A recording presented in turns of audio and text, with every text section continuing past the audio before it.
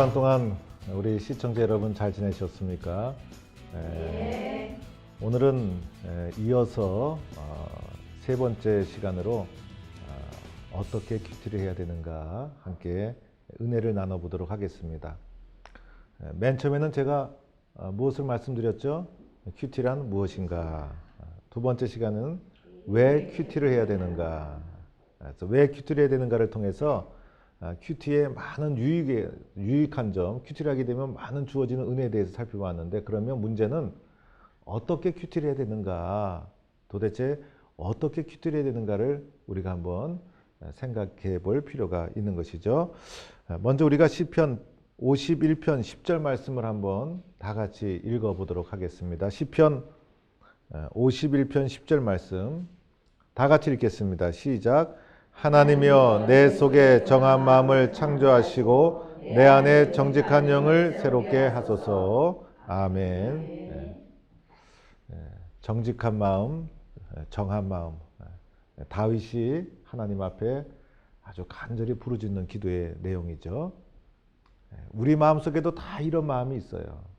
하나님 앞에 정한 마음, 그리고 정직한 영을 가지고 살아가고 싶은 마음이 다 있는데, 어떻게 하면 우리가 이런 마음을 가지고 주님 앞에 살아갈 수 있을까? 나는 이런 마음을 가지고 싶은데 세상 속에 살다 보면 우리의 마음과 영혼은 금세 오염되고 마는 거예요. 그래서 정직한 마음, 그리고 정한 마음을 가지고 살아가는 것은 큐티를 통해서 끊임없이 경건의 훈련을 쌓아야 되는데, 그러면 어떻게 큐티를 해야 되는가? 이 문제를 한번 생각해 보자는 거예요. 큐티를 하는 방법을 크게 순서대로 5단계로 분류해서 얘기할 수가 있겠어요. 첫 번째 단계는 준비, 두 번째는 읽기, 세 번째는 묵상, 네 번째는 적용, 다섯 번째는 나눔이라는 단계로 설명해 갈 수 있겠는데, 하나하나 먼저 살펴보도록 하겠습니다. 준비라는 것은 묵상의 준비죠. 준비하는 거예요. 그래서 이 준비의 과정 속에 들어가는 것이 찬송이 있을 수 있고, 그죠? 찬송을 하면서 우리의 마음을 하나님 앞에 내어 드리는 거예요. 그 다음에 간단한 기도, 그죠? 간단한 기도. 하나님, 제가 말씀 묵상을 하려고 합니다. 내 마음을 인도하여 주세요. 주님의 음성을 듣게 해주세요라고 간단한 기도를 드리는 거예요. 간단한 기도를 간단하게 해야지, 간단한 기도를 길게 하게 되면 그때부터 아주 복잡해지기 시작해요. 식사기도 간단하게 해야죠. 여기에서 기도가 10분, 20분 되어지면요, 이 뒷순서가 안 돼요. 간단하게 찬송도 부르고, 그리고 때로는 조용하게 침묵 가운데 나 자신을 되돌아볼 필요도 있죠. 그래서 요 시간은 우리가 세상 살면서 얼마나 힘들고 어렵고 다양한 일을 겪으면서 살아가요. 세상 속에서 시달리는 우리의 마음을 찬송과 간단한 기도와 침묵을 통해서 우리의 마음을 십자가 밑으로, 예수님의 말씀 밑으로 우리의 마음을 운반해서 탁 갖다 놓는 그런 과정이라고 할 수가 있어요. 이 과정은 시간이 많이 걸리지 않죠? 조금 걸리는 시간이에요. 그러나 이 짧은 시간이 그 다음에 읽기에 집중할 수 있도록 만들어주는 거예요. 마음의 준비가 안 됐는데 어느 날 성경을 탁 펴들고 읽기 시작하면요, 이 혼돈이 되고 성경 말씀이 눈에 안 들어와요. 그래서 정해진 시간을 하나님께 내어드릴 필요가 여기에 있는 거예요. 그래서 간단한 기도를 통해서 우리의 마음을 십자가 밑으로, 말씀 밑으로 세상 속에 있던 것을 운반해 놓고 집중력 있게, 관심 있게 말씀을 시작할 필요가 있기 때문에 이런 준비의 과정이 필요하고, 준비 없이 들어가면 이게 다 안 되는 거예요. 여기 다 순서가 준비가 잘 되면 말씀 읽기가 잘 들어갈 수 있는 거예요. 이렇게 말씀 읽기 준비 과정이 우리에게 필요한 거죠. 그 다음에 들어가는 두 번째 단계가 말씀 읽기예요. 그런데 큐티에서 가장 중심이 되는 부분은 요 세 부분이에요. 세 부분. 이 세 부분이 가장 뼈대요 중심이라 할 수 있죠. 그 중에 첫 번째 단계 말씀 읽기로 들어가는 거예요. 경건의 훈련 큐티는 무엇을 가지고 나의 내면을 훈련시키는 거예요? 말씀. 그죠? 그래서 그 말씀을 읽어야 되잖아요. 이 말씀이 나를 경건에 훈련을 시키는 도구가 되는 거예요. 말씀 없이 그냥 생각하고 침묵하고 그런 게 아니죠. 말씀을 내 마음에 채우는 과정이에요. 그래서 말씀을 어떻게 해야 됩니까? 먼저는 읽어야 되는 것이죠. 이 말씀 읽기를 다른 말로 어떻게 표현하냐면 관찰이라고도 해요. 관찰. 관찰. 관찰을 잘 해야 되죠. 어떻게 생겼나, 무엇을 하고 있나, 관찰을 잘 해야 그 다음에 깊은 묵상으로 들어갈 수가 있어요. 그러니까 준비 잘하면 읽기가 잘 되고, 읽기 잘하면 묵상이 잘 되는 거예요. 그래서 말씀 읽기를 잘 할 필요가 있죠. 자, 말씀을 읽을 때 소리 내어 읽을 수도 있고, 그 다음에 침묵으로 읽을 수도 있죠. 두 개를 적절하게 병행할 필요가 있어요. 그래서 소리 내어 읽지 않아도 어느 날 말씀을 보니까 말씀이 내 마음속에 쏙쏙 들어올 때가 있어요. 그런데 어느 날 찬송도 하고 준비기도도 했는데 말씀을 읽다 보니 침묵으로 읽는데 자꾸 딴 생각이 머릿속에 떠오르고 집중이 안 되는 거예요. 그때는 소리 내어 읽어야 돼요. 소리 내어. 그래서 소리 내어 읽는 것도 말씀 묵상의 중요한 과정이에요. 그래서 소리 내어 읽든지 침묵으로 읽든지 그것은 여러분이 적절하게 병행하면 되는 거예요. 자, 말씀 묵상의 자세가 있어요. 몇 가지 자세. 처음 읽는 것처럼. 그죠? 처음 읽는 것처럼 읽어라. 여러분이 말씀을 봐도 어떤 거는 처음 읽는 것이고 어떤 거는 어떤 본문은 여러 번 알고 있는 본문일 수 있어요. 누가복음 15장에 탕자의 비유를 딱 읽으니까 아이고 이거 내가 교회 학기 때부터 다 아는 건데. 그래서 읽는 순간 마음이 다치고 눈이 다치고 그러면 그날 묵상 실패한 거예요. 뭐든지 처음 읽는 것처럼 처음 만난 것처럼 그러다 보면 하나님의 말씀은 생명이 있어서 내가 여러 번 읽은 본문이지만은 처음 읽는 마음으로 읽을 때 그 본문이 나에게 새로운 감동, 새로운 은혜를 주시는 거예요.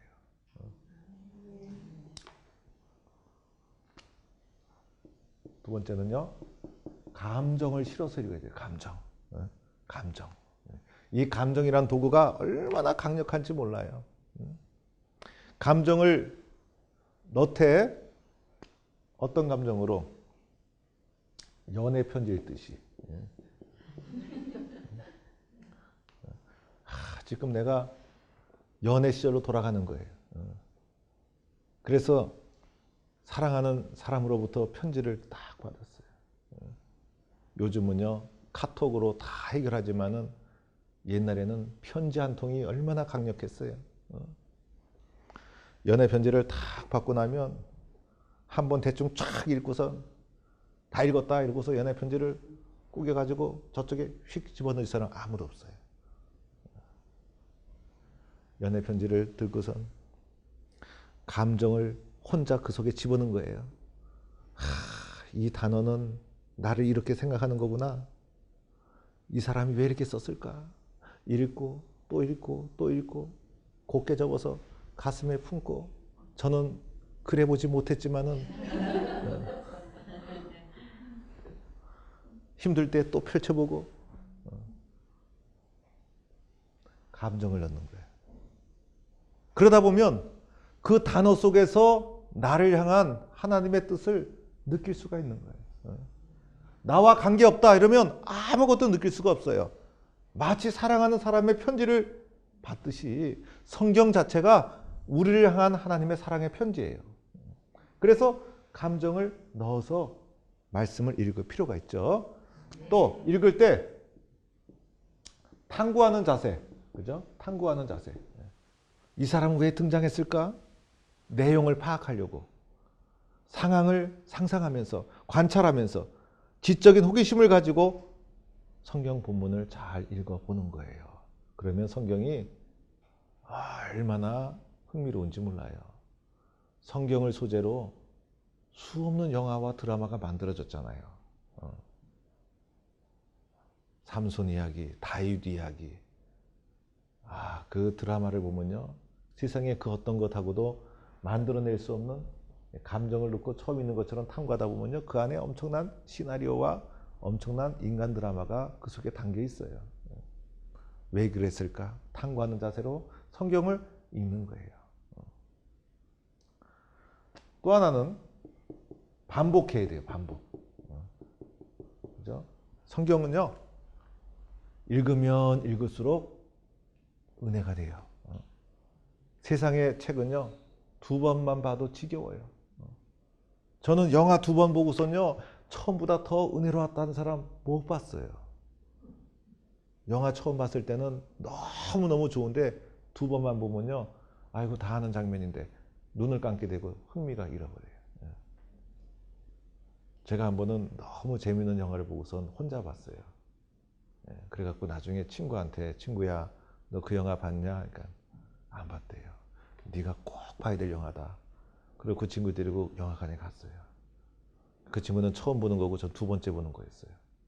제가 처음 볼 때 그 영화가 얼마나 재밌었는지 그 친구를 데리고 영화관을 갔겠어요. 그렇게 재밌는 영화였어요. 그런데 2번째 볼 때 저는 잤어요.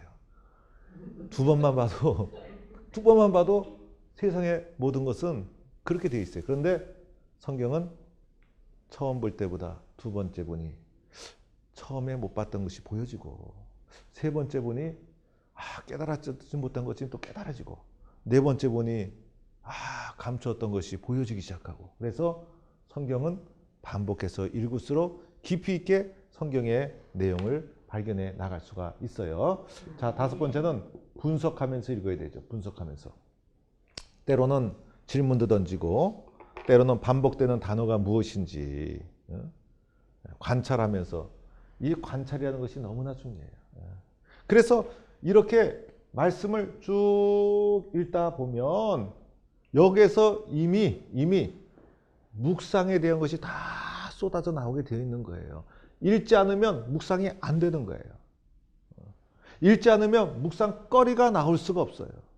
읽지 않으면 묵상의 깊이로 나아갈 수가 없어요. 사실 이 5가지 단계 중에서 가장 중심이 되는 뼈대는 읽기, 묵상, 적용이지만은 그 중에서도 가장 중요한 중심이 뭐냐면 우리 이름 자체가 말씀 묵상이잖아요. 이 묵상이에요. 이 묵상으로 가기 위해서 읽기의 관문을 거쳐야 되는데 읽기에서 잘못되면 묵상이 다 깨지는 거예요. 그래서 읽기가 참 중요한 거예요. 우리는 지적인 능력을 가지고 있는 존재잖아요. 그리고 우리는 호기심을 가지고 있잖아요. 그리고 우리는 감정을 가지고 있잖아요. 우리는 뭔가를 관찰할 수 있는 탐구, 분석의 능력을 가지고 있잖아요. 성경도 그렇게 보라는 거예요. 하나님의 말씀은 여러분이 분석하고 탐구하고 또 파헤치고 해도요.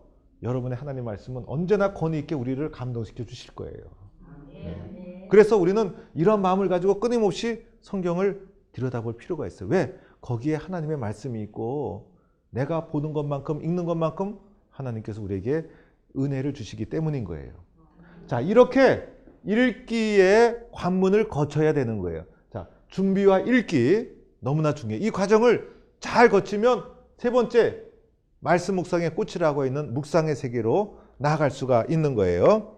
자, 묵상의 세계는 뭘까? 묵상의 세계는 읽기를 토대로 주어진 메시지, 읽기를 토대로 주어진 것을 좀 더 깊이 있게 내면화시키는 작업이에요. 내면화. 중요하죠. 깊이 있게 내면화시키는 작업. 읽기가 없이는 묵상이 주어지지 않아요. 묵상의 과정 속에서 깊이 있게 내면화시키는 작업이에요. 소가 되새김질을 하죠. 그래서 계속해서 되새김하는 거예요. 읽기를 통해서 본문이 이해가 되었어요. 여러분, 이해는 좋은 거예요. 그러나 이해가 우리의 삶을 변화시키지 못한다는 사실이에요. 이해를 넘어서 깊이 있게 내면화하는 작업이 필요한데 이 과정을 통해서 주어지는 것이 깨닫는 작업이에요. 그렇구나. 깨닫는 순간 삶으로 이어지게 돼 있어요. 그 다음에 이해를 넘어서 느끼는 거예요. 느끼는 거. 아, 그렇게 되어지는구나. 몸으로 진리를 깨닫고 느끼게 되죠. 이 과정을 통해서 감탄하죠. 아, 이런 뜻이었구나. 주님이 말씀하시고자 하는 것이 이런 뜻이었구나. 그리고 순종하게 되고, 그리고 이 과정을 통해서 적용하게 되고, 이 여기서 다 나와요. 적용은 좀 더 세분해서 좀 이따 말씀을 드리겠지만은. 그래서 깊이 있게 내면화시키는 이런 과정. 아하, 그렇구나. 그리고 감탄하고 느끼고, 응? 자, 관찰할 토대를 대상으로, 관찰할 결과를 대상으로 깊이 있게 내면화시키는 과정 속에서 때로는 질문을 던지죠. 질문. 아, 이게 무슨 뜻일까? 그죠? 주님은 왜 이렇게 말씀하셨을까? 때로는 육하 원칙을 동원하는 거예요. 언제 그랬을까? 아, 과거에 그랬구나. 누가 그랬나? 아, 예수님이 그랬구나. 어디서? 아, 지금 이 성전 안에서 벌어지고 있구나. 무엇을 하고 있나? 아, 일어나라고 말씀하시는구나.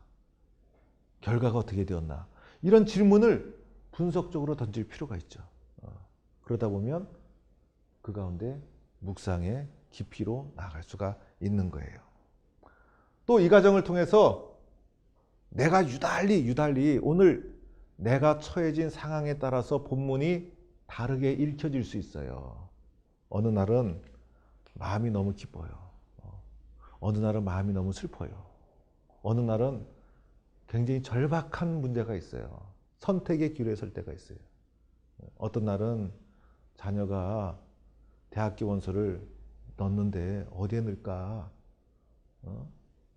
갈등될 때가 있잖아요.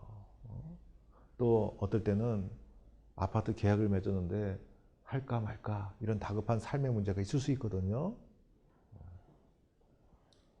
그런 상황에 따라서 본문이 다르게 읽혀질 수가 있어요. 그날따라 내 눈에, 내 귀에, 내 마음에 쏙 들어오는 본문, 그날따라 내 눈에 평상시에는 늘 읽던 본문이었는데 아, 내 눈에 안 들어왔어요. 그런데 그날따라 내 눈에 쏙 들어올 때가 있어요. 어떨 때는요, 교회 다니고 있음에도 불구하고 하나님 앞에 부끄러운 일을 했어요. 그러고 나서 본문을 딱 읽는데 하나님이여 내 속에 정한 마음을 창조하시고 아, 이 기도가 정말 내 마음을 떠나지 않고 나를 계속 힘들게 하는 거예요. 유달리 마음과 눈에 띄는 본문, 그죠? 단어, 문장, 그것을 의미 있게 붙잡을 필요가 있어요. 오늘은 이상하다. 왜 이 문장이 내 가슴을 계속 때리고 있을까? 그 문장을 붙잡는 거예요. 그리고 또 생각하고 또 기도하고 또 되새겨보고 그러다 보면 관찰의 차원에서는 그냥 눈에 띄었는데 묵상하다 보니 회개하라는 음성이 들려올 수도 있고, 그죠? 붙잡으라는 음성이 들려올 수도 있고, 나 자신을 돌아보게 만들 수도 있고, 여러 가지 깊이 있게 내면화시키는 작업이 어디에서? 묵상에서 일어날 수 있는 거예요. 성경을 크게 묵상과 통독으로 나눌 수가 있어요. 한국교회는 그동안 통독에 치우쳤어요. 그런데 오랫동안 큐티라는 이 묵상이 강조가 되는 세월이 한 40년 되었는데 요즘 또다시 통독이라는 것이 많이 이제 사람들한테 얘기되고 있죠. 이것이 균형 있게 있어야 돼요. 그 중에서도 깊이 있게 내면화시키는 이 작업이 없이는 우리의 신앙이 성숙해질 수가 없는 거예요. 그리고 내 스스로가 질문을 던지고 본문 속에서 내가 붙잡은 말씀인데, 내가 붙잡은 은혜인데, 내가 은혜 받은 나에게 주신 말씀인데 어찌 그 말씀을 내가 포기할 수 있겠어요. 그래서 이 말씀 경건의 훈련 너무너무 소중하고 묵상을 얼만큼 깊이 있게 하느냐, 얼만큼 내 속에 내면화시키느냐, 이것이 말씀 묵상이 아주 중요한 거예요. 이 과정을 통해서 이해를 넘어서 어떻게 돼요? 깨닫고 감탄하고 적용하고 느끼고 체험하고 그런 과정이 우리 속에 진행될 수가 있다는 거예요. 자, 다음에 네 번째로는 묵상이 잘 되고 나면 그것을 내 삶과 적용을 시켜줘요. 내 삶과 붙여줘야 되는 거예요. 내 삶과. 이 과정 속에 하나님, 내가 어떻게 순종해야 됩니까? 하나님, 어떻게 내가 결단해야 됩니까? 하나님, 내가 어떻게 고백해야 됩니까? 이런 과정이 이 속에서 일어나요. 불안했던 우리의 마음은 담대하게 순종할 필요가 있고, 그죠? 연약했던 우리의 마음 하나님 앞에 더 믿음으로 결단하는 과정이 필요하고, 또 하나님이 나한테 지적해 준 죄가 있으면 고백할 필요가 있고, 적용을 해야 되죠. 누구의 삶에? 내 삶에. 적용은 몇 가지가 있어요. 개인적이어야 돼요. 개인적. 나에게 주시는 말씀으로 적용하고, 또 하나 적용은 구체적이어야 돼요. 그죠? 구체적으로 고백하고. 세 번째 적용은 어떻게 되냐면 가능한 것이어야 돼요. 하나님, 오늘 내가 말씀에 순종해서 오늘 제가 오늘 모임에 가면 어떤 말을 들어도 제가 기쁨으로 다 용서하고 수용하겠습니다. 가능한 거죠. 주님, 오늘 교회 봉사가 있는데 제가 그것 때문에 너무 힘들었어요. 할까 하지 말까 그동안 근심됐어요. 근데 오늘 묵상하다 보니 순종하겠습니다. 오늘 가장 성실하게 일하겠습니다. 가능한 일이에요. 그죠? 그런데 말씀 묵상하다가 너무 은혜를 받아서 하나님, 제가 대한민국을 바꾸겠습니다. 이게 좀 어려워요. 그죠? 어렵죠? 구체적이고 가능한 것이어야 돼요. 그죠? 내 삶에 나에게 주어지는 거니까. 그 다음에 네 번째는 발전적이어야 돼요. 발전적. 그죠? 이렇게 적용을 하는데 끊임없이 나를 힘들게 하는 적용은 좀 가급적이면 내가 잘 판단하셔야 돼요. 그래서 말씀을 볼 때마다 맨날 눈물의 희게가 쏟아지면 그것도 문제가 있어요. 어느 날은 보니까 하나님이 나를 격려해요. 우리는요, 내 속에 갇혀 살고 있어요. 여러분 속에는요, 엄청난 잠재력이 있는데 그걸 모르고 있어요. 심리학에서도 그런 말 하잖아요. 우리 속에 드러나는 것은 요 빙상의 일각뿐이고 요 안에는 엄청난 빙산이 있는 것처럼 우리가 의식하지 못하는 무의식의 세계가 이만큼 더 크다는 거예요. 그죠? 무의식의 세계가. 여러분은 지금 요 의식의 세계에서 신앙생활을 하고 있는 거예요.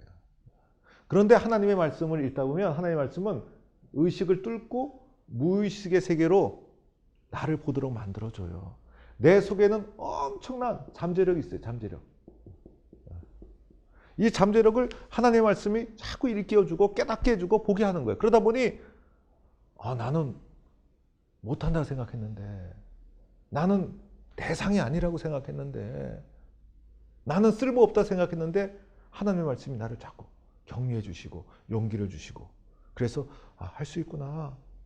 나도 용기가 나고, 그죠? 헌신하게 되고, 하나님은 나를 발전시켜 주시는 분이에요. 얼마나 중요한지 몰라요. 이렇게 구체적인 것으로 적용을 하면, 이것도 언제? 매일매일 삶 속에서 내가 순종한다면 이게 우리의 삶에 끼치는 영향력은 절대적이죠. 절대적이죠. 자, 마지막으로는 나눔이 있어야 되죠. 나눔. 여러분 혼자만 가슴에 묻고 있으면 발전이 안 돼요. 나눠야 돼요. 누구랑? 친구들이랑. 그래서 기도 친구, 기도 동지, 나눔 친구가 있어야 돼요. 그러나 나눌 때 조심해야 될 것이 있죠. 자랑하지 말고, 판단하지 말고, 가르치지 말고, 진정성 있게 사랑하는 마음으로 고백하고 용기를 주고 인정하고 수용하는 그런 태도가 필요하죠. 그러면 내가 받은 은혜를 나눌 때, 진정성 있게 나눌 때 그걸 듣는 사람은 어때요? 여러분의 큐티 감정을 통해서 더 크게 격려가 돼요. 그런데 자랑이 되면 어떻게 돼요? 이 소중한 은혜가 날아가 버리고 말아요. 그런데 하나님의 말씀은 나를 보도록 만들어주기 때문에 이런 과정을 통해서 진실하게 말씀 묵상이 된 사람은 나눔도 진실하게 하게 돼 있어요. 내가 말씀 보다가 얼마나 울었는지 몰라. 내가 말씀 보다가 얼마나 용기를 얻었는지 몰라, 친구야. 오늘 내가 그렇게 힘든 상황 속에서 근심했는데 오늘 하나님께서 말씀을 통해서 나에게 이런 격려를 해주셔서 내가 두려움이 다 사라졌어 라는 말을 진정성 있게 하면 하나님은 나에게 주신 은혜지만은 이 은혜를 가지고 다른 사람을 돕는 간증이 되고 말아요. 그럴 때 내 모습은 다른 사람에게 어떻게 비춰질까요?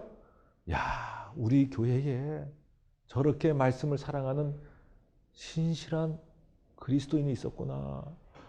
저 친구는 믿을 수 있어. 왜 그럴까요? 내가 믿을 수 있기 때문이 아니에요. 경건의 훈련으로 살아가는 나를 사람들은 신실하게 인정해 주는 거예요. 이런 은혜의 삶을 살아갈 수가 있게 되는 거예요. 자, 이렇게 큐티를 여러분께서 잘 할 수 있도록 힘써 주시면 감사하겠습니다. 여러분 오늘 수고하셨습니다. 감사합니다. 예.